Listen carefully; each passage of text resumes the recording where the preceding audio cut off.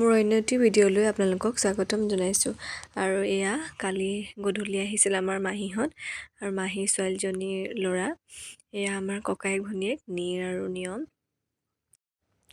আৰু খেলা বস্তুবোৰ উলিয়াই দিলোঁ। তাৰপিছত দুইটাই এনেকৈ খেলি আছে আৰু আমাৰ নিয়মৰ যেনিবা পটককৈ আমনি লাগে, বেছি সময় নেখেলি। আৰু মাহীৰ ছোৱালীজনীও যিহেতু কেক বনায়, সেইকাৰণে আমাৰ জোনাই বহুত দিনৰ পৰা কেক এটা আনিব কৈ আছিলে।